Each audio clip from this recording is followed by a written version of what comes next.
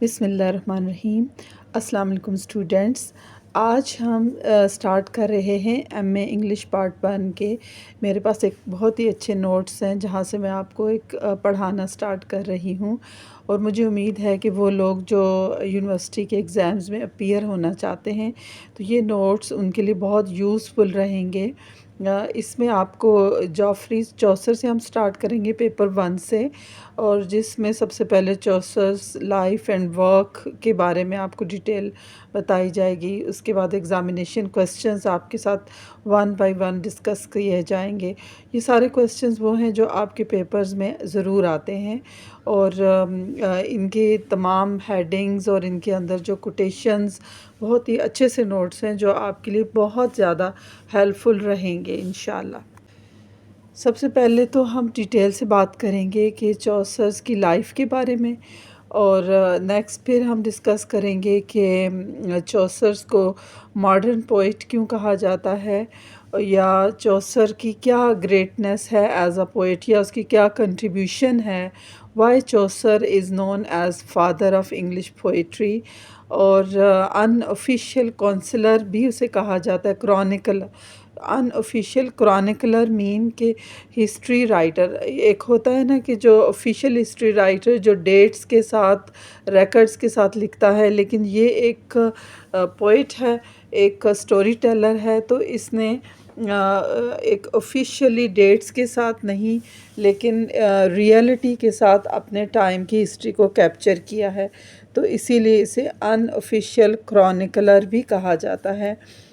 اس question کو بھی discuss کریں گے کہ چوسرز آرٹ آف کریکٹرائزیشن، کہ اس نے اپنے زمانے کے لوگوں کا جو کریکٹر ہے اس کو کس طرح سے ایکسپلین کیا ہے۔ بہت اچھے نوٹس ہیں یہ، اور اس کے علاوہ آپ کو چوسرز کا جو کنٹریبیوٹ ہے ایز رائٹر، جس کہ اس نے اپنی 14 سینچری کی جو ٹائم تھا، اس اپنی سوسائٹی کو اس نے کنٹمپریری ٹیلز میں اس طرح سے ایکسپلین کیا ہے کہ جیسے اپنی سوسائٹی کی ٹرو پکچر ہمارے سامنے پیش کی ہے۔ یہ کویسچن بہت امپورٹنٹ ہے، پیپر میں بہت دفعہ یہ کویسچن آیا ہوا ہے۔ پھر ہم epitome of the age, same ہی کویسچن ہے جس میں آپ 14 سینچری کی جو فیچرز ہیں اس کو ایکسپلین کیا گیا ہے تھرو کریکٹرائزیشن۔ اس کے بعد جو نیکسٹ کویسچن ہے ہم ڈسکس کریں گے social and religious conditions of the society, اور چوسرز ہیومر اینڈ آئرنی، یہ بھی بہت امپورٹنٹ کویسچن ہے، اور چوسر ایز اے سیٹائرسٹ اور ٹریٹمنٹ آف ریلیجیس کریکٹرز، یہ کویسچنز ہم اس میں ڈسکس کریں گے۔ چوسرز کی یہ جو the prologue to the Canterbury tale ہے، یہ اس زمانے میں یہ ایک طریقہ ہوتا تھا کہ جب بھی کوئی پوئم، کوئی بھی سٹوری لکھی جاتی تھی تو سب سے پہلے اس کا انٹرو دیا جاتا تھا، یعنی انٹروڈکشن، کہ اس سٹوری میں ہم یا اس پوئم میں ہم کیا کہنے جا رہے ہیں، اور اس میں کون کون سے کیریکٹرز ہیں، اور ان کیریکٹرز کی سوسائٹی میں کیا ویلیو ہے، تو یہ سب یہاں پر بتایا جائے گا۔ اور چوسر کی آرٹ آف کریکٹرائزیشن اتنی ریئل ہے کہ ہمیں ایسا لگتا ہے کہ وہ کریکٹرز ہماری آنکھوں کے سامنے موجود ہوں جب ہم کینٹربری ٹیلز کے پرولاگ کو پڑھتے ہیں۔ اور اس کے علاوہ جو چیز ہم اس میں سب سے زیادہ محسوس کرتے ہیں کہ چوسر نے ہیومر کا استعمال کیا ہے، اس نے ہلکے پھلکے مزاحیہ انداز میں آئرونیکل سٹیٹمنٹس کے ذریعے، سیٹائر کے ذریعے اپنی سوسائٹی کے لوگوں کو ایکسپلین کیا ہے۔ چوسر کے زمانے میں چونکہ وہ ریپرزینٹ کرتا ہے مڈل ایج کو، اور مڈل ایج کو بلیک ایج بھی کہا جاتا ہے، کیونکہ اس وقت جو سوسائٹی تھی it was under the control of چونکہ ریلیجیس اتھارٹی حکومت میں تھی، تو لوگوں کو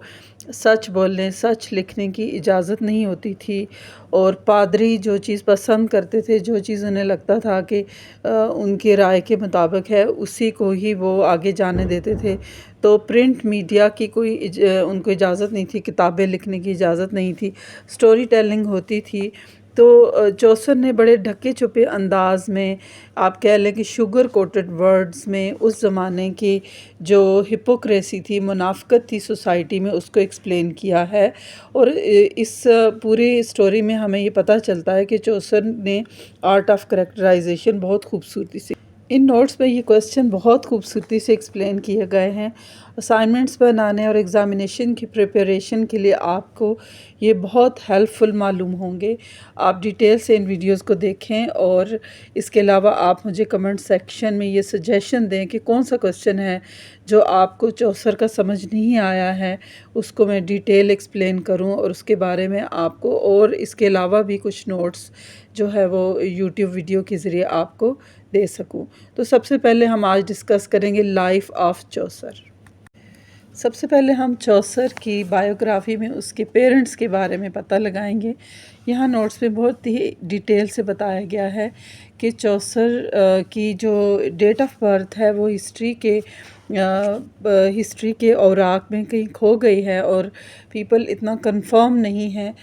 اس کے بارے میں، تاہم 1340 کو ہی اس کی ڈیٹ آف برتھ سمجھا جاتا ہے۔ وہ ایک بہت ہی ویلدی وائن مرچنٹ جان چوسر کا بیٹا تھا۔ جان چوسر جو رہتے تھے ٹیم اسٹریٹ میں، یہ ایک ایسی جگہ تھی جہاں پر ہر قسم کے لوگوں کا آنا جانا تھا۔ چوسر بہت ہی لکی تھا کہ اس نے ہر قسم کے لوگوں سے اس کی ملاقات ہوئی، اسے آبزرو کرنے کا موقع ملا، اور وہ ان ساری سچویشن سے اس نے بہت فائدہ اٹھایا۔ اس نے بہادری کو، گیلنٹری کو، ابزرڈٹی کو، سوسائٹی کے ہر فیس کو، ہر موڈ کو اس نے بہت قریب سے آبزرو کیا۔ چوسر جو تھا وہ، اس کی سٹڈیز کا بہت خیال رکھا گیا، اور جو چوسر نے اپنی بالکل ارلی ایج میں، ایون ایج آف 17 میں، اس کو یہ موقع ملا کہ وہ ڈیوک آف کلیرنس کی سرپرستی میں چلا گیا، جہاں رہ کر اس سے جو رائل فیملی کے ساتھ اس کے تعلقات بنے، اور یہاں پر ایک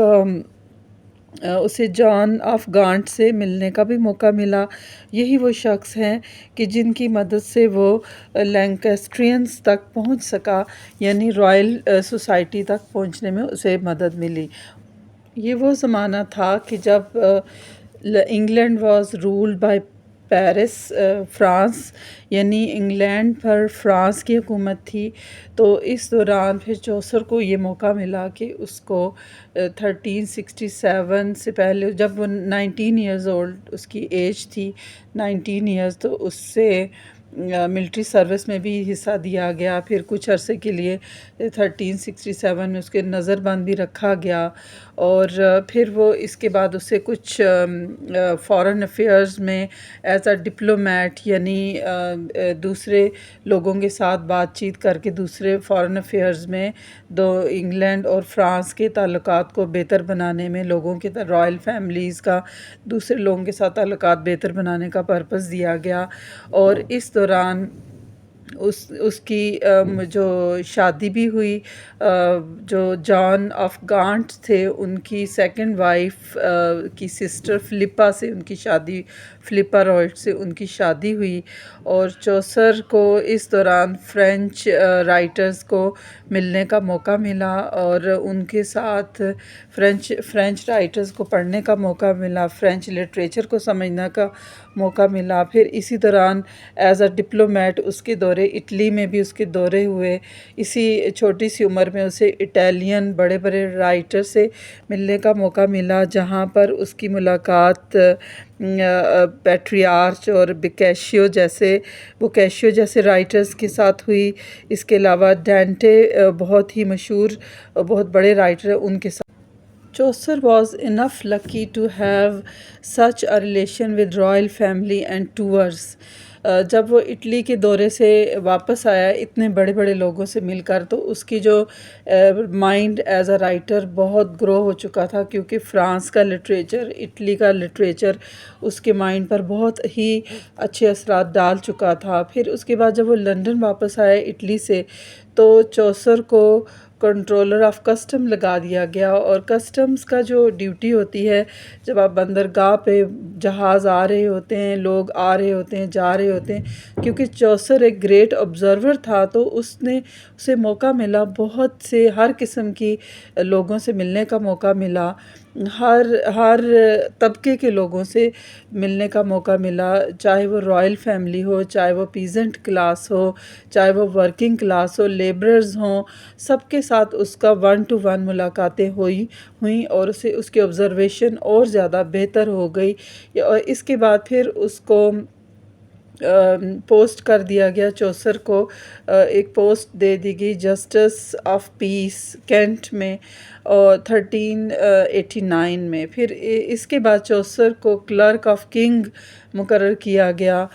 یہ ساری ڈیوٹیز جو تھیں اس کے لیے بہت زیادہ ہیلپ فل رہیں رائل فیملی کو سمجھنے میں، اور اس کے علاوہ عام لوگوں کو سمجھنے میں، ان کے مسائل، ان کے کریکٹرز، اور چونکہ وہ بہت شارپ اس کی آبزرویشن تھی تو اس نے تمام واک آف لائف میں لوگوں کو بہت قریب سے آبزرو کیا، اور یہی وجہ ہے کہ جب ہم کینٹربری ٹیل کی آرٹ آف کریکٹرائزیشن کو دیکھتے ہیں تو ہمیں بہت خوشی ہوتی ہے، اس کو پڑھ کے ہمیں یوں لگتا ہے کہ وہ لوگ ہمارے سامنے زندہ موجود ہوں۔ چوسر کو نائٹ آف کنگ بھی بنایا گیا، اس کے علاوہ چوسر کو لنڈن ٹاؤن اور پیلس، ویسٹ منسٹر پیلس کی جو مینٹیننس تھی وہ بھی اس کے ہاتھ میں آئی، لیکن چوسر کی جو لاسٹ ڈیکیڈ آف لائف یعنی زندگی کے آخری 10 سال جو ہیں اس کے بارے میں انفارمیشن ہمارے پاس اتنی موجود نہیں ہے، لیکن یہ نہیں یقین سے ہم بتا سکتے کہ اس کے ساتھ کیسا ٹریٹمنٹ ہوا، یا اس وقت کے جو بادشاہ تھے انہوں نے اس کو کس طرح سے ریوارڈ دیے، لیکن ہاں یہ ضرور سمجھا جا سکتا ہے کہ جو کنگ رچرڈ تھے انہوں نے چوسر کے ساتھ ضرور ہی اچھے انداز میں ان کو ٹریبیوٹ کیا ہوگا، اور یہ تمام جو سچویشن سے یہ لگتا ہے کہ جس طرح ان کی لائف گزری ہے ان کے آخری ایام بہت ہی اچھے گزرے ہوں گے، اور اس کے بعد 25 اکتوبر 1400 کو چوسر کی ڈیتھ ہوئی اور انہیں ویسٹ منسٹر ایبے میں دفنایا گیا ہے، جہاں آج بھی ان کا جو ٹوم سٹون ہے وہ موجود ہے۔ چوسر کا جتنا کام ہم تک ہسٹری کے ہاتھوں سے پہنچا ہے اس میں ہمیں نظر آتا ہے کہ ان کے کام کو ہم کہہ سکتے ہیں کہ وہ ایک ورسٹائل رائٹر تھے، اور ان کے کام کو 2 کیٹیگریز میں ڈیوائڈ کیا جاتا ہے، ایک مائنر ورک اور ایک میجر ورک۔ چوسر کے مائنر ورکس میں the Romaunt of Rose and ABC، complaint unto پٹی،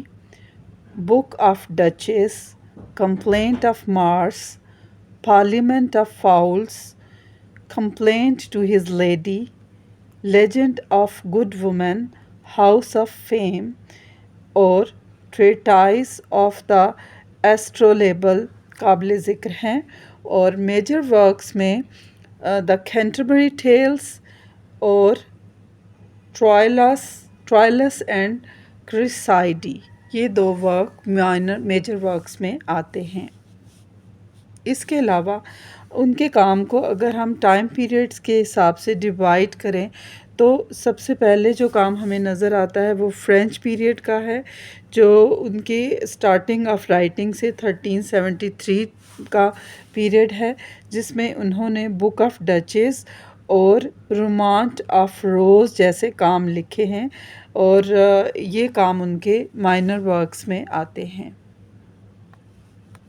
اس کے علاوہ parliament of fowls, the legend of good women, early drafts of the Canterbury tales, ان کے یہ والے مائنر ورکس جنہیں ہم کہتے ہیں یہ 1383 تک چلے۔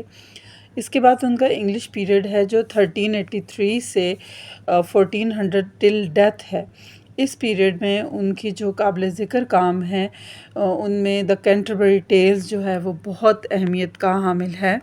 چونکہ انگلش پیریڈ ان کی تمام لائف میں جتنے ان کی ورکنگز تھی، جتنے ان کی فرینچ جو رائٹرز کے ساتھ ملاقات تھی، ان سب کو کیری کرتا ہے، اور اس کے علاوہ جب وہ اٹلی کے ٹورس پر گئے، انہوں نے فرانس میں جو ان کی ملٹری میں ان کی جاب تھی، پھر ایز اے ڈپلومیٹ وہ مختلف ٹورز پر جاتے رہے اور رائل فیملیز کی ڈپلومیسی میں امپورٹنٹ کردار ادا کرتے رہے، اور ان سفروں کے دوران اور پھر ان کی جو کسٹمز پہ ڈیوٹی لگی، یعنی تھرو آؤٹ لائف انہوں نے اپنے بچپن سے، اپنے ارلی چائلڈہڈ سے، جب وہ ٹیمز اسٹریٹ میں رہتے تھے، وہاں سے لے کر ان کی جو ڈچس کے انڈر ان کی لائف، پھر فرانس میں ان کا ملٹری میں جانا، پھر ان کی جو نظر بندی تھی، پھر اس کے بعد کسٹمز کے میں ان کو جو جاب ملی، اور اسی طرح سے ان کی کنگ کا کلرک یا ایز اے نائٹ یا مینٹیننس آف ٹاؤن، یہ ساری ڈیوٹیز میں انہوں نے اپنی لائف میں لوگوں کو بہت ہی قریب سے آبزرو کیا، اور پھر انہوں نے بہترین طریقے سے، جو کہ ان کا ایک سٹائل تھا کہ use of irony and satire, یعنی ہلکے پھلکے مزاحیہ انداز میں تلخ بٹر ریالٹیز آف لائف کو اپنی رائٹنگز میں ہمیں دکھایا، اور ان کی جو سٹائل آف رائٹنگ ہے وہ اتنا ریئلسٹک ہے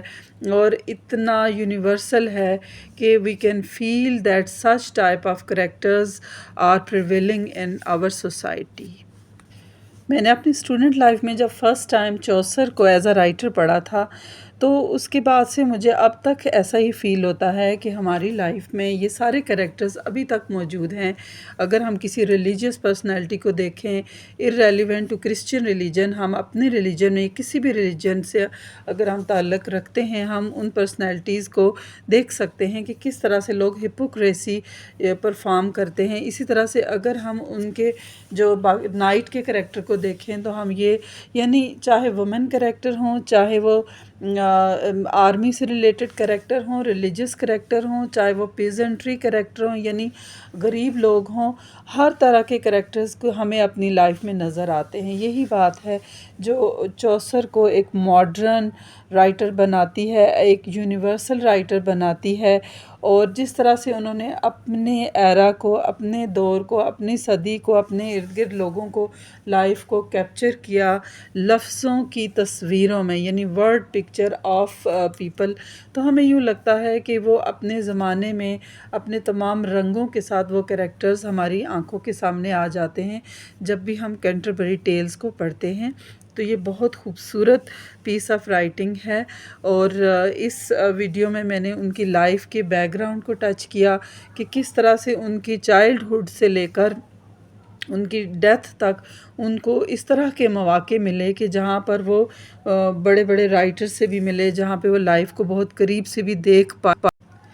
آنے والی ویڈیوز میں ہم یہ ڈسکس کریں گے کنٹربری ٹیلز کے تمام کیریکٹرز کو اور امپورٹنٹ کوسچنز کو۔ آج کی ویڈیو تھوڑی ڈیفرنٹ ہے کیونکہ میں چاہتی ہوں کہ وہ لوگ جو پرائیویٹ ایگزامینیشن میں بیٹھ رہے ہوتے ہیں اور انہیں نہیں پتہ ہوتا کہ ہم کہاں سے تیاری کریں، ان کے پاس بکس یا نوٹس نہیں ہوتے، تو میں نے یہ کوسچنز کو ڈسکس کرنے کی سوچی ہے، اور یہ سارے کوسچنز آپ کے ساتھ ڈسکس کروں گی۔ آپ کو یہ سٹائل، یہ چیز اگر پسند آئی ہے اور کوئی کوسچن جو آپ کو بھی چاہیے، آپ ضرور مجھے بتائیں، میں اس پہ ویڈیوز بھی بناؤں اور ایک یوٹیوب گائیڈ کی طور پر آپ کے لیے نوٹس بھی اس میں ڈال دوں۔ آئی ہوپ آپ کو یہ ویڈیو پسند آئی ہوگی، آپ ضرور کمنٹس میں مجھے بتائیے گا، اور اگر نہیں پسند آئی تو آپ کیا چاہتے ہیں وہ بھی ضرور بتائیے گا۔ Thank you for watching, thank you once again.